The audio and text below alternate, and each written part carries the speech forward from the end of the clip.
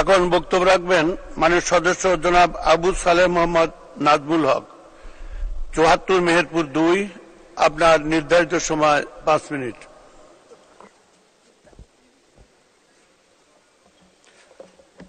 বিসমিল্লাহির রহমানির রহিম। ধন্যবাদ মাননীয় স্পিকার।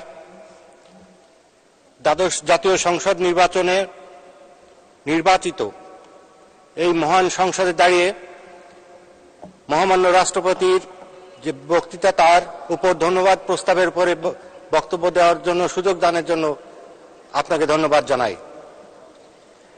আমি আমার বক্তব্যের শুরুতেই লাখো কোটি শুকরিয়া আদায় করছি মহান আল্লাহর প্রতি, যিনি আমাকে এই মহান সংসদে বক্তৃতা রাখার জন্য শক্তি দিয়েছেন। আমি কৃতজ্ঞতা স্বীকার করছি বাংলাদেশের একমাত্র গণতন্ত্রের মানসকন্যা জননেত্রী শেখ হাসিনাকে, যার বিচক্ষণ এবং দৃঢ় নেতৃত্বে গত ১৫ বছর বাংলাদেশ আওয়ামী লীগ এই দেশের নেতৃত্ব দিয়ে প্রায় ভেঙে পড়া অর্থনীতি এবং অবকাঠামোগত এই দেশকে তলাবিহীন ঝুড়ি থেকে তুলে একটা মধ্যম আয়ের দেশে পরিণত করেছেন। সেই মহান নেত্রী জননেত্রী শেখ হাসিনাকে আমি ধন্যবাদ জানাই যে বাংলাদেশ আওয়ামী লীগের মনোনয়ন দিয়ে তিনি আমাকে সংসদে কথা বলার জন্য সুযোগ করে দিয়েছেন। আমি ধন্যবাদ জানাই মেহেরপুর ২ আসনের সকল ভোটারকে, যারা আমাকে তাদের পক্ষে কথা বলার জন্য ব্যাপক ভোটে নির্বাচিত করে এই সংসদে পাঠিয়েছেন। মাননীয় স্পিকার, আমি এই মহান সংসদে প্রথম বক্তব্যে স্মরণ করতে চাই সর্বকালের সর্বশ্রেষ্ঠ বাঙালি বঙ্গবন্ধু শেখ মুজিবুর রহমানকে, যার ডাকে বাংলাদেশ স্বাধীন হয়েছিল, যার নামে বাংলাদেশ স্বাধীন হয়েছিল। আজকে আমরা যে কথা বলছি সেটি হচ্ছে আমাদের বঙ্গবন্ধু শেখ মুজিবুর রহমানের অবদান। সেই বঙ্গবন্ধুকে ৭৫-এর ১৫ই আগস্ট এক বর্বর হত্যাকাণ্ডের মাধ্যমে তাকে সপরিবারে হত্যা করার চেষ্টা করা হয়। মাননীয় স্পিকার, বঙ্গবন্ধুকে হত্যার মাধ্যমে শুধুমাত্র বঙ্গবন্ধুকে বা সপরিবারের হত্যা নয়, পুরো বাঙালি জাতিকে তার স্বপ্ন থেকে এবং আমাদের স্বাধীনতার স্বপ্নকে আবার ধূলিসাৎ করে দেওয়ার জন্য এই হত্যাকাণ্ড সংঘটিত হয়েছিল। কাজে বঙ্গবন্ধুকে হত্যা শুধু একটি বিচ্ছিন্ন ঘটনা নয়, একটি রাষ্ট্রপ্রধানের হত্যাকাণ্ড নয়, একটি জাতিকে হত্যাকাণ্ডের সমপরিবার বলে আমি মনে করি। আমি স্মরণ করছি ৭৫-এর ১৫ই আগস্ট বঙ্গবন্ধু পরিবারের সকল শহীদের আত্মার প্রতি কৃতজ্ঞতা প্রকাশ করছি। মাননীয় স্পিকার, বঙ্গবন্ধুর সহযোগী আমাদের জাতীয় ৪ নেতা কে হত্যা করা হয়েছিল সেই কারাগারের অন্ধকার প্রকোষ্ঠে। আমি তাদের আত্মার প্রতি শ্রদ্ধা জ্ঞাপন করছি। আমি শ্রদ্ধা জ্ঞাপন করছি ১৯৭১ সালে আমাদের স্বাধীনতা যুদ্ধে নেতৃত্ব দানকারী এবং মুক্তিযোদ্ধা এবং যারা অংশগ্রহণ করেছেন, প্রত্যক্ষ বা পরোক্ষভাবে নির্যাতিত হয়েছেন এই যুদ্ধের জন্য আমি সকলের প্রতি কৃতজ্ঞতা অর্জন স্বীকার করছি। মাননীয় স্পিকার, ১৯৫২ সাল থেকে এই বাঙালি জাতির যত অর্জন আছে, সকল অর্জনের ক্ষেত্রে বাংলাদেশ আওয়ামী লীগের ভূমিকা অপরিসীম। বাংলাদেশ আওয়ামী লীগ, ছাত্রলীগ, যুবলীগ যে সকল নেতা কর্মীবৃন্দ বা সেই ভাষা আন্দোলন থেকে শুরু করে ৭১-এর মুক্তিযুদ্ধ,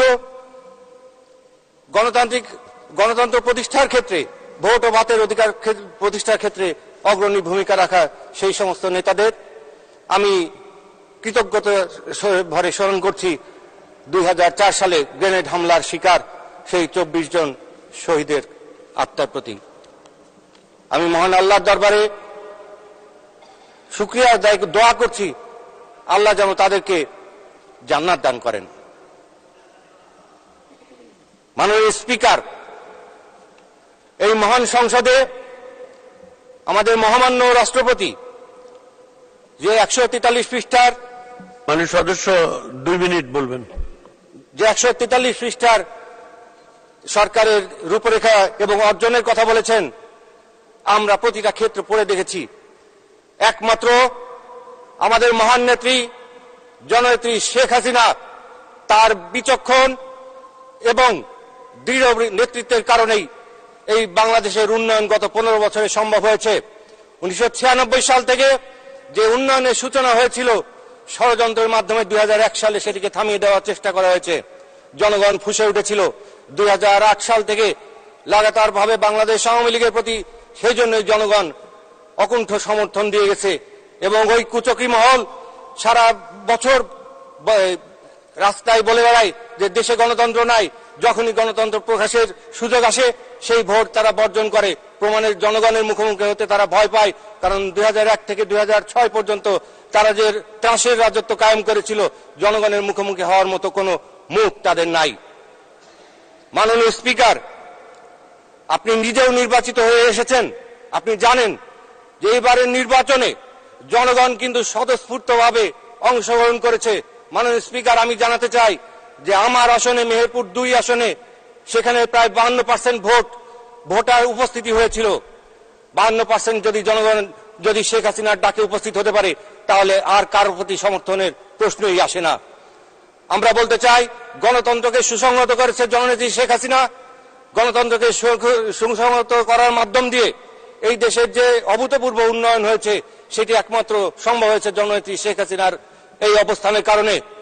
আমরা আজকে বিদ্যুতের ক্ষেত্রে, যোগাযোগের ক্ষেত্রে, শিক্ষা, স্বাস্থ্য, প্রতিটি ক্ষেত্রে, অর্থনীতির ক্ষেত্রে আমরা যে বিশ্বের বুকে মাথা তুলে দাঁড়িয়েছি সেটি সম্ভব হয়েছে আমাদের মাননীয় প্রধানমন্ত্রী জননেত্রী শেখ হাসিনার কারণে। আমি তাকে আমার নির্বাচনী এলাকার সাধারণ জনগণের পক্ষ থেকে আমি তার প্রতি কৃতজ্ঞতা প্রকাশ করছি। মাননীয় স্পিকার, পরিশেষে আমি বলতে চাই যে এটি আমরা মনে করি, আমাদের এলাকায় সবাই মনে করে যে এটি আমাদের সৌভাগ্য। আল্লাহর মহান একটা অবদান, আমাদের প্রতি মহান দান করেছেন তিনি, যে জননেত্রী শেখ হাসিনার মতো একটা দৃঢ় ব্যক্তিত্ব সম্পন্ন এবং বিচক্ষণ একজন প্রধানমন্ত্রীকে আমরা 5মবারের মতো এই বাংলাদেশের প্রধানমন্ত্রী হিসাবে পেয়েছি। আর আমি আমার কৃতজ্ঞতা প্রকাশ করছি যে আমার মরহুম পিতা মোহাম্মদ নুরুল হক, প্রখ্যাত মুক্তিযোদ্ধা, তিনি 1970 সালে এবং 86 সালে এই সংসদে প্রতিনিধিত্ব করেছেন। জননেত্রী শেখ হাসিনা তাকে মনোনয়ন দিয়েছিলেন এবং পরবর্তীতে আমাকে মনোনয়ন দিয়েছেন। আমরা দুজনেই কিন্তু জনগণের সেই আস্থা নিয়ে এখানে এসেছি। শেষ করুন, 1 মিনিট। জয় বঙ্গবন্ধু। ধন্যবাদ। মাননীয় সদস্য, আপনাকে অসংখ্য ধন্যবাদ।